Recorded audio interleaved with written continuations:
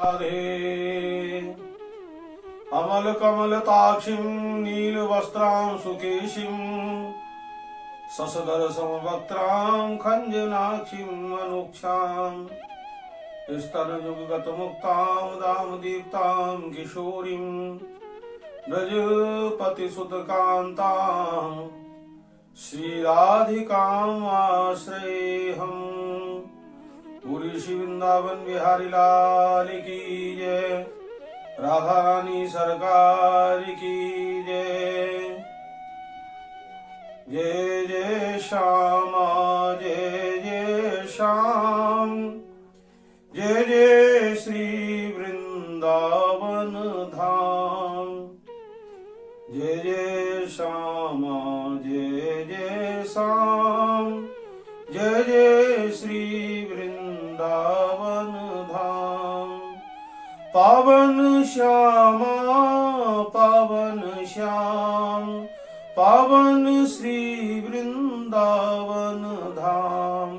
जय जय श्यामा जय जय श्याम, जय जय श्री वृंदावन धाम। बोली श्री बांके बिहारी लाल की जय। यत्र नारयस्तु पूज्यन्ते रमन्ते तत्र देवताः, यत्रैस्तास्तु न पूज्यन्ते सर्वास्तत्र फलः क्रिया। कि जहाँ स्त्रियों की पूजा होती है वहाँ देवता निवास करते हैं। यहाँ स्त्रियों की पूजा नहीं होती, उनका सम्मान नहीं होता, वहां किए गए समस्त अच्छे कर्म निष्फल हो जाते हैं। क्यों हो जाते हैं?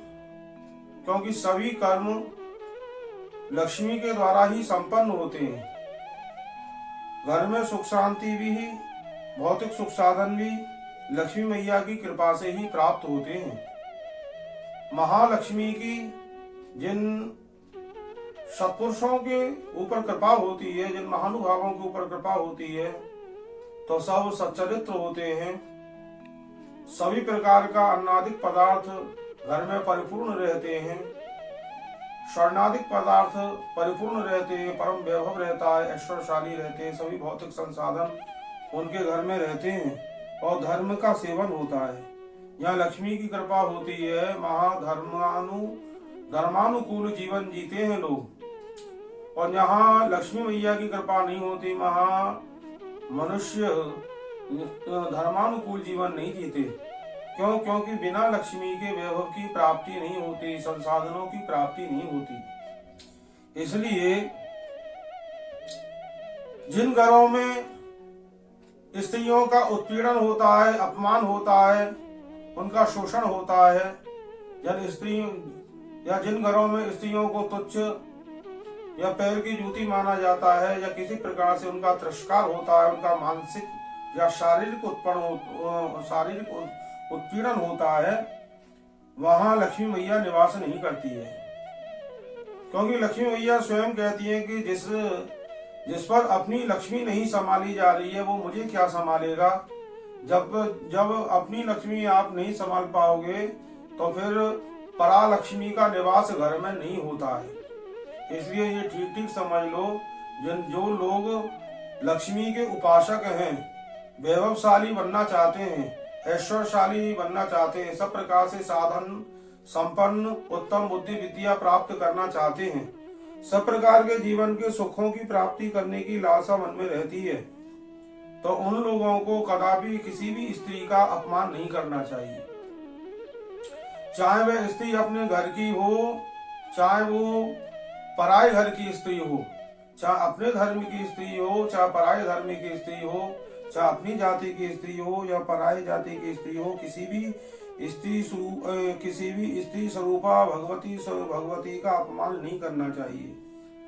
कि जहाँ स्त्रियों का अपमान होता है, शोषण होता है, महालक्ष्मी निवास नहीं करती है। जिस घर में पति और पत्नी में मतभेद रहता है, दोनों एक दूसरे से ईर्ष्या करते हैं, आपस में लड़ाई झगड़ा करते हैं, महालक्ष्मी निवास नहीं करती है, क्योंकि महालक्ष्मी मैया कहती है कि जिन लोगों पर अपनी लक्ष्मी नहीं संभाली जा रही है वो मुझे कैसे संभाल सकते हैं। अगर मैं उनको प्राप्त हो गई तो वो पागल ही हो जाएंगे। इसलिए अपनी घर की धर्म पत्नी जो होती है वो धर्म वत्सला होती है, पुण्य सलीला होती है, कल्याण स्वरूपा होती है। ऐसी परम धर्मपरायण स्त्री का कभी अपमान नहीं करना चाहिए, क्योंकि उसके अपमान करने से घर की श्री चली जाती है। लक्ष्मी का शाश्वत, अगर लक्ष्मी को अपने घर में शाश्वत अगर रखना चाहते हो और लक्ष्मीवान बनना चाहते हो, वैभवशाली बनना चाहते हो, ऐश्वर्यशाली बनना चाहते हो और धर्मानुकूल जीवन जीना चाहते हो, तो अपनी स्त्री को ही लक्ष्मी मानकर उसका सभी प्रकार से सम्मान करना चाहिए। जब आप अपनी पत्नी का लक्ष्मी मानकर सम्मान करोगे, उसका कभी दिल नहीं दुखाओगे, उसका कभी अपमान नहीं करोगे, उसका कभी उत्पीड़न नहीं करोगे, उसका कभी शोषण नहीं करोगे, किसी भी प्रकार से उसके भाई या उसकी बहनों की निंदा नहीं करोगे, उसके माता पिता का अपमान नहीं करोगे और सदा उसका सम्मान करोगे, तो वह लक्ष्मी आपके लिए परम सौभाग्यशालिनी हो जाएगी और उस लक्ष्मी की कृपा से आपके घर में परालक्ष्मी का निवास हो जाएगा। और भगवती महालक्ष्मी का निवास जिस घर में होता है उस घर में सभी लोग उत्तम बुद्धि, विद्या और धर्म परायण होते हैं। संतों के भक्त होते हैं, ब्राह्मणों के भक्त होते हैं, गौओं के भक्त होते हैं, क्योंकि बिना लक्ष्मी के ना तो गौओं की सेवा होती है, ना संतों की सेवा होती है, ना ब्राह्मणों को ही दान किया जा सकता है, ना किसी गरीब की सहायता हो सकती है, ना घर में किसी प्रकार का वैभव या ऐश्वर्य या संसाधनों को प्राप्त किया जा सकता है। इसलिए लक्ष्मी की प्राप्ति की जो चाहना रखते हैं महानुभाव, उनको अपने गृह लक्ष्मी का अवश्य सम्मान करना चाहिए, क्योंकि गृह लक्ष्मी स्वयं भगवती लक्ष्मी का ही अंश स्वरूप है, अंश स्वरूपा है। उस लक्ष्मी परालक्ष्मी के अंश स्वरूपा पत्नी का कभी अपमान नहीं करे, कभी दिल नहीं दुखाए, कभी उसका किसी प्रकार से मन खराब नहीं करे, सदा उसका सेवक बनकर, उसका स्वामी बनकर, उसका मित्र बनकर उसका साथ दे। जिस घर में पति और पत्नी सधर्माचरण के अनुसार जीवन जीते हैं, एक दूसरे से परस्पर प्रेम करते हैं, एक दूसरे की आत्मा से प्रेम करते हैं, एक दूसरे का सम्मान करते हैं, क्योंकि पुरुष नारी का सेवक है, स्वामी है और मित्र है, ऐसे ही स्त्री पुरुष की सेविका है, स्वामिनी है और मित्र है। इन दोनों को परस्पर समय पर धर्मानुकूल रहते हुए सहधर्म का पालन करना चाहिए, कि जब कभी स्त्री अगर दुखी हो तो उससे प्रेम की बात करनी चाहिए, उससे सभी प्रकार का, जिससे ऐसा व्यवहार करना चाहिए जिससे इस मेरे व्यवहार से इसके दिल में खुशी हो, इसके मन में शांति हो। तो भैया कहने का क्या तात्पर्य हुआ कि जिन लोगों को लक्ष्मी प्राप्ति की चाहना रहती है तो वो अपनी धर्म पत्नी का अवश्य सम्मान करें, अपने घर में कन्याओं का सम्मान करें, उनका कभी अपमान नहीं करें, क्योंकि लक्ष्मी जैसे निधि होती है वैसे ही धर्म पत्नी भी निधि है। इस निधि का यत्न पूर्वक सम्मान करो, संरक्षण करो और सुरक्षा करो और इसकी चरित्र की और इसकी पातिव्रत धर्म की भी रक्षा करो।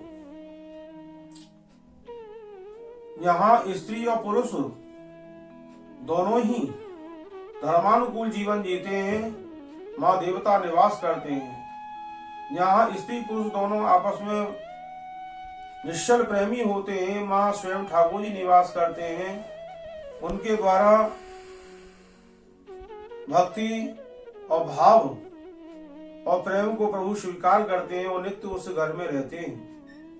जिन घरों में स्त्रियों का अपमान होता है उस घर में ना तो देवता रहते हैं और ना ठाकुर जी रहते हैं, क्योंकि यहाँ क्रोधाग्नि दग्ध जीव रहते हैं, बहुत कामारी पुरुष रहते हैं, बड़े ही अत्याचारी अनाचारी शस्त्रधारी पुरुष रहते हैं। माँ स्त्रियां सुखी नहीं रहती हैं। माँ स्त्रियां भयभीत और डरी और सहमी रहती हैं। तो जब तक स्त्री और पुरुष परस्पर सधर्म के भागी नहीं होते, तब तक घर में लक्ष्मी का निवास नहीं होता है। धर्म के मार्ग से धर्म के मार्ग से अगर धन की प्राप्ति करनी है तो अपनी अपनी धर्म पत्नियों का सम्मान करो और उनका सभी प्रकार से मनोबल को बढ़ाओ और उनको धर्म के रास्ते पे चलाओ और स्वयं ही धार्मिक बनकर भगवत भक्ति करो और ब्राह्मणों को दान दो, संतों की सेवा करो, गौओं की सेवा करो, सभी प्रकार से दीनहीनों की सेवा करो। अहंकार का परित्याग कर दो, क्रोध का परित्याग कर दो, काम का परित्याग कर दो, लोभ का परित्याग कर दो, राग द्वेष का परित्याग कर दो, ईर्ष्या का परित्याग कर दो। ये सभी मनुष्यों के 6 शत्रु हैं। इन 6 शत्रुओं का परित्याग जो मनुष्य कर देते हैं उनमें देवत्व की सिद्धि हो जाती है और जिन स्त्री पुरुषों में देवित्व की सिद्धि हो जाती है वहां स्वयं लक्ष्मी निवास करती हैं। इसलिए कि स्त्री और पुरुष यह पूर्ण नहीं है। स्त्री और पुरुष की जब आत्मा एकात्म भाव को जब प्राप्त होती है तभी यह एक पुरुष पूर्णता को प्राप्त होता है और शक्तिमान बनता है। बिना स्त्री की कृपा से पुरुष कभी शक्तिमान नहीं बन सकता है, ना पूर्णता को प्राप्त हो सकता है। गृहस्थ धर्म में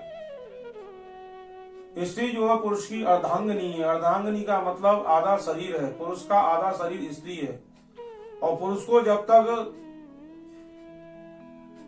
अर्धांगिनी का सब प्रकार से सहयोग प्राप्त हो जाता है और दोनों की परस्पर आत्मा एक हो जाती है, दोनों एक दूसरे में भगवत दर्शन का अनुभव करने लग जाते हैं कि मेरे हृदय में भी भगवान का नित्य निवास है, तो मैं अगर इनका अपमान करती हूँ तो मेरे प्रभु का अपमान हो जाता है इनके साथ में। तो उसको भी यह बात समझ लेनी चाहिए कि मैं अगर स्त्री का अपमान करता हूँ तो स्त्री के अंतःकरण चतुष्टय में भी ईश्वर का निवास नित्य रहता है। अगर मैं इसका अपमान करता हूँ तो इसके अपमान करने मात्र से ईश्वर का ही अपमान हो जाता है। तो ऐसे समझदार स्त्री पुरुष दोनों आपस में एक दूसरे का सम्मान करते हुए धर्मानुकूल जीवन जीते हैं, सधर्म का पालन करते हैं और भगवत भक्ति करते हैं, तो वहां परालक्ष्मी नित्य निवास करती है। सब प्रकार का ऐश्वर्य होता है, सब प्रकार का वैभव होता है, सब उत्तम बुद्धि के होते हैं और उन सबको उत्तम विद्या उत्तम संग की प्राप्ति होती है। उत्तम संग ब्राह्मणों का संग होता है, उत्तम संग संतों का और ज्ञानियों का संग होता है, उत्तम संग भगवत भक्तों का होता है। उत्तम संग की प्राप्ति होती है तो आत्म कल्याण हो जाता है। आत्म कल्याण से ही भगवत प्राप्ति का दिव्य आनंद उन दोनों के जीवन में प्राप्त होकर और भगवान के परम भक्त बन जाते हैं। इसलिए जो लोग लक्ष्मी प्राप्ति की कामना रखते हैं तो सबसे पहले उनको यह बात ठीक प्रकार से समझ लेनी चाहिए कि अपने घर में अपनी धर्म पत्नी का सम्मान करो, उसका कभी दिल मत दुखाओ।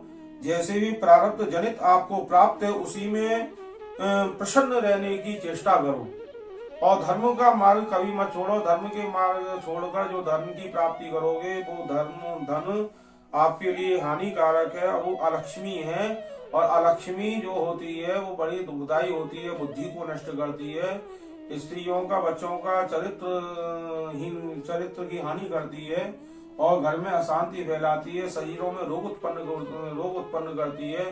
दम्भ द्वेष का अपने आप प्रादुर्भाव होता है शरीर में, तो बाहर पुरुषों से झगड़ा होता है। इस प्रकार से जीवन संकट में बन जाता है। इसलिए किसी प्रकार से धर्म का मार्ग छोड़कर अधर्म से धन की प्राप्ति मत करो। अगर धन के अभाव में आप टूट चुके हो, कमजोर हो चुके हो, तो आप किसी प्रकार की चिंता मत करो। अपने घर में अपने सभी बच्चों को सम्मान प्रदान करो और उनकी भावनाओं को समझो और अपनी स्त्री का कभी अपमान मत करो, उसकी भावनाओं को समझो, उसका दिल कभी मत दुखाओ।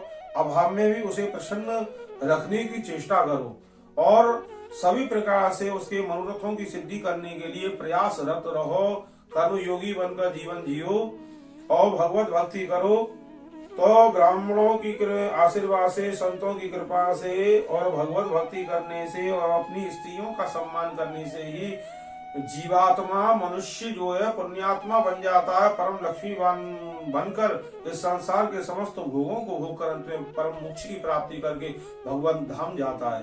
क्योंकि बिना धन से धर्म नहीं होता। अगर किसी ब्राह्मण को दान करना है तो धन की आवश्यकता है, किसी संत की सेवा करनी है तो धन की आवश्यकता पड़ती है, भंडारा करना है तो धन चाहिए भाई, यज्ञादिक कर्म करने हैं तो उसके लिए भी धन की आवश्यकता पड़ती है, गौओं का संरक्षण संवर्धन करना है तो अब भैया बिना धन के गौओं की भी भोजन सामग्री नहीं आती है, भूसा आदि के लिए भी धन की आवश्यकता पड़ती है, तो धन से धर्म होता है। लेकिन अधर्म से कमाए हुए धन से धर्म नहीं होता है, वो अधर्म है। वो जिस प्रकार से भी उसका वितरण होता है, वो जितने जगह वितरण होता है, जो उसको प्राप्त करते हैं उनकी भी बुद्धि और भजन की और शील की हानि करता है सभी प्रकार से। इसीलिए अधर्म से धन मत कमाओ। धन अगर कमाना है तो धर्म के मार्ग से ही कमाओ, कर्म योगी बनकर कमाओ और अपनी पत्नी का पूर्ण सम्मान करो। तो वहां भगवान विष्णु की परा लक्ष्मी नित्य निवास करती है और सब प्रकार से ऐश्वर्य और वैभव हमेशा बना रहता है। और जिन घरों में सोचंती जामयो यथा विनश्यत्याशु तत्कुलम न सोचंती तू यथा वर्धते तद्दीप सर्वदा। जिस कुल में स्त्रियां कष्ट भोगती हैं, जिस घर में स्त्रियों का अपमान होता है, उत्पीड़न होता है, शोषण होता है, उनकी पिटाई होती है, उनका तिरस्कार होता है, तो वहां लक्ष्मी निवास नहीं करती। वहां लक्ष्मी की बड़ी बहन दरिद्रता निवास करती है, कलह निवास करता है, क्रोध निवास करता है, अहंकार निवास करने लग जाता है, सब प्रकार से मलिनता छा जाती है और वह कुल नष्ट हो जाता है। और जहाँ स्त्रियां प्रसन्न रहती हैं वहां सब प्रकार से वैभव बना रहता है। जहाँ स्त्रियां सुखमय जीवन व्यतीत करती हैं, सब प्रकार से संतुष्ट होती हैं और धर्म के मार्ग पर चलकर पातिव्रत धर्म का पालन करते हुए भगवत भक्ति करती हैं और पुरुष भी, उनका पति उनका सम्मान करता, उनकी भावनाओं को समझता है, तो वहां सदा लक्ष्मी निवास करती है। वह घर हमेशा फलता फूलता पनपता है और समृद्धशाली बना रहता है। जो धर्मानुकूल जीवन जीते हैं, पति और पत्नी और आपस में प्रेम करते हैं और एक दूसरे का सम्मान करते हैं, वही वैभवशाली हैं आज के युग में। और उनके यहाँ धन लक्ष्मी निवास करती है और ऐसे ही धन कुबेर और सब प्रकार से संपन्न और सम्माननीय श्रद्धेय संभ्रांत परिवार के लोग संतों की सेवा करते हैं, ब्राह्मणों की सेवा करते हैं, गौओं की सेवा करते हैं, दीनहीनों की सेवा करते हैं, धर्मशालाओं का निर्माण करते हैं, प्याऊ का निर्माण करते हैं, सब प्रकार से अपने धन का सदुपयोग करते हैं। तो जिन्हें धन की इच्छा है, ऐश्वर्यशाली बनना है, जिन्हें अपने घर में शांति की स्थापना करनी है, उन लोगों को अपने धर्म पत्नी से पूर्ण प्रेम करना चाहिए और भगवदीय बुद्धि से प्रेम करना चाहिए। देह जनित भाव से उठकर प्रेम करना चाहिए। दोनों को ये समझना चाहिए कि देह तो नाशवान है, इसमें मोह नहीं होना चाहिए, इसमें आकर्षण नहीं है। आकर्षण तो मेरे हृदय में जो बैठा हुआ है परम तत्व परमात्मा उसका है और आकर्षण इनके हृदय में जो बैठा हुआ है परम तत्व उसका आकर्षण है। हम दोनों शरीर नहीं, हम दोनों चेतन आत्मा है और ये दोनों आत्मा जब एक होती हैं तो परमात्मा तत्व का अनुभव होने लग जाता है। इसलिए पुरुष को स्त्री के देह से प्रेम नहीं करना चाहिए, पुरुष को स्त्री की आत्मा से प्रेम करना चाहिए, देह भाव से उठकर आत्मा से प्रेम करना चाहिए। और स्त्री को भी अपने पुरुष के देह से प्रेम नहीं करना चाहिए, क्योंकि देह सुंदर भी हो सकता है, कुरूप भी हो सकता है और भाग्यहीन भी हो सकता है, लेकिन उस देह में स्थित आत्मा से ही प्रेम करना चाहिए। जब स्त्री पुरुषों में परस्पर आत्मा से प्रेम हो जाता है, आत्म प्रेम हो जाता है, तो आत्म प्रेम होने से ही दो आत्माओं के मिलन से ही परमात्मा की प्राप्ति होती है। आत्मा का आत्मा से मिलन ही भगवत प्राप्ति और ईश्वर प्राप्ति का मूल कारण सिद्ध होता है। इसलिए स्त्रियों को अपने पति के देह से या संपत्ति से प्रेम नहीं करना चाहिए। अपनी पति की आत्मा से ही प्रेम करना चाहिए। और पुरुष को भी, पति को भी अपनी स्त्री के देह से या उसके आभूषणों से या उसकी लाई हुई संपत्ति से प्रेम नहीं करना चाहिए, उसकी आत्मा से प्रेम करना चाहिए। क्योंकि आत्मा का आत्मा से जब प्रेम होता है तभी परमात्मा की महा उपस्थिति निश्चित होती है। आत्मा और आत्मा के मिलन से ही नई जीवात्मा का प्रादुर्भाव होता है। इस प्रकार यहाँ स्त्री और पुरुष देह भाव से उठकर आत्मा का प्रेम करते हैं, आत्मा से आत्मा का मिलन करते हैं, तो वो दोनों स्त्री पुरुष प्रकृति और पुरुष स्वरूप हो जाते हैं। स्वयं पुरुष शिव स्वरूप की प्राप्ति करने में सफल होता है और स्त्री भगवती स्वरूपा हो जाती है। इन दोनों से ही शक्ति का प्रादुर्भाव होता है और संतान उत्तम बुद्धि वाली होती है। ये दोनों ऐसे परस्पर जो प्रेमी स्त्री पुरुष होते हैं, वहाँ देवता रमण करते हैं और वहाँ परालक्ष्मी निवास करती है। वहाँ सब प्रकार का ऐश्वर्य बना रहता है, सब प्रकार का धर्मानुकूल जीवन बना रहता है।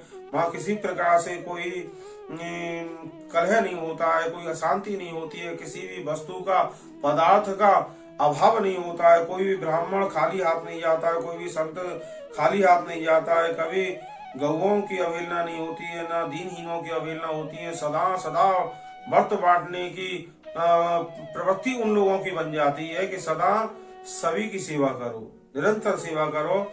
और जो ऐसा भाव रखते हैं तो उनके यहाँ कभी धन की हानि नहीं होती। जो लोग नादानी में अपने सनातन धर्म की परंपरा का परित्याग करके स्त्री और पुरुष एक दूसरे का सम्मान नहीं करते, या एक दूसरे से सुंदर स्त्री या एक पुरुष अगर सामने दिखाई पड़ जाए या संसर्ग में आ जाए तो अपने पुरुष में हीनता दिखती है या स्त्री में हीनता दिखती है, और पुरुष स्त्री का अपमान करता है, स्त्री पुरुष का अपमान करती है, तो वहां धन बड़े परिश्रम से भी बहुत कम प्राप्त होता है। धन का अभाव होता है, वैभव का अभाव होता है, ऐश्वर्य का अभाव होता है, शांति का अभाव होता है, उत्तम बुद्धि विद्या का अभाव होता है।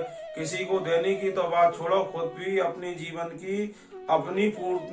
की आवश्यकताओं की पूर्ति करने में अक्षम रहते हैं, कभी सक्षम नहीं बन पाते, कभी समर्थ नहीं होते और सदा अभाव में जीवन व्यतीत करते हैं और सदा ही संकट में जीवन व्यतीत करने के लिए मजबूर हो जाते हैं।